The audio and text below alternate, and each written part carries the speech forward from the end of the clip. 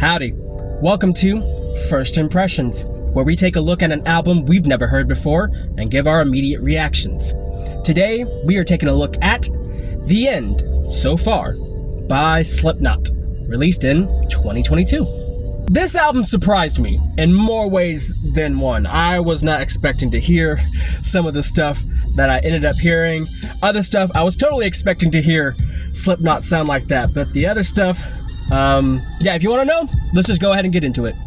Let's start with our opener, Adderall. Could use some Adderall right now, let me tell you. So, the first time that I heard this song, it took me by surprise. A totally unexpected way to start this album, especially when you consider what follows it. I audibly said out loud, "This is Slipknot?" I could not believe what I was hearing. They have some wicked harmonies. Let me see if I can catch them.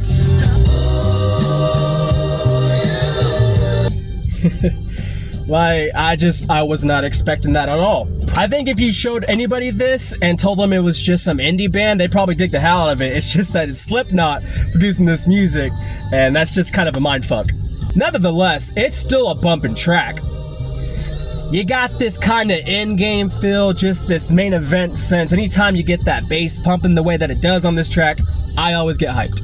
Next three tracks after Adderall are The Dying Song, The Chapeltown Rag, and Yen. Whenever those three tracks were playing, that's whenever I was like, okay, this is the Slipknot that I know and love. The Dying Song was heavy, but it still maintained a lot of those harmonies, and I was really impressed by that.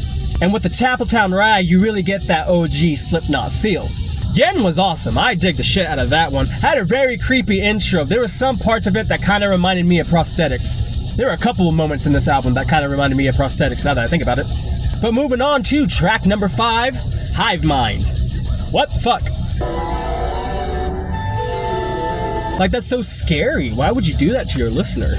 No, I'm kidding. It was really cool, and then the way that the entire song comes in after that is just beautiful. One lyric that stuck out with me for sure was, "You better be dead if you want to be free." No similes, no hyperbole, just black and white, clear as crystal. Hive Mind, it's definitely going to be one I go back to. After Hive Mind, you have Warranty. I wasn't really too crazy on that. But after Warranty, you have Medicine for the Dead. A lot of these songs have a soft intro that really kick into some heavy stuff, and this song is no exception. You have a great use of electronics and strings when it comes to this song, strings especially.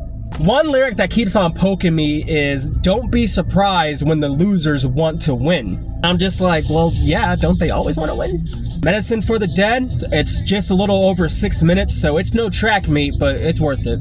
After Medicine for the Dead, you have Acidic, which I wasn't too crazy about, and then after that, you have Heirloom. Heirloom, I completely tuned out of. I listened to the first maybe 20-30 seconds, and then my mind just got sidetracked. That's the bad part about these first impressions, is that if I miss a song, I fucking miss it. It's not called second impressions. So yeah, I'm sorry if Heirloom's like this epic song of the year, I kinda missed it. Definitely one that I'm gonna go back to though. Another one I will go back to is H377. Once I saw the song title, I kinda expected it to be crazy, and it is crazy.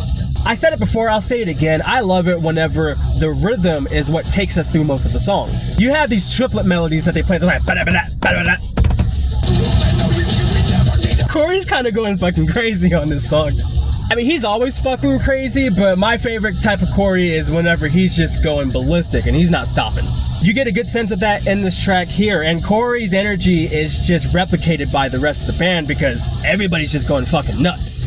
H377, I didn't need a second impression for this one. I knew I liked this right from the jump.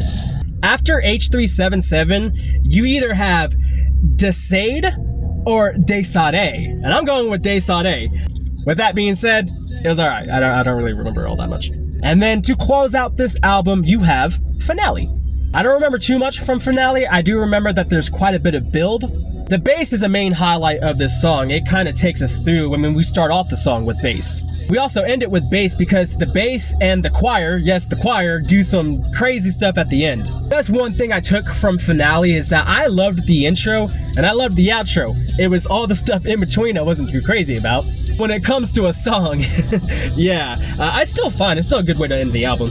And that was The End, so far. About a dozen songs with a 57-minute runtime.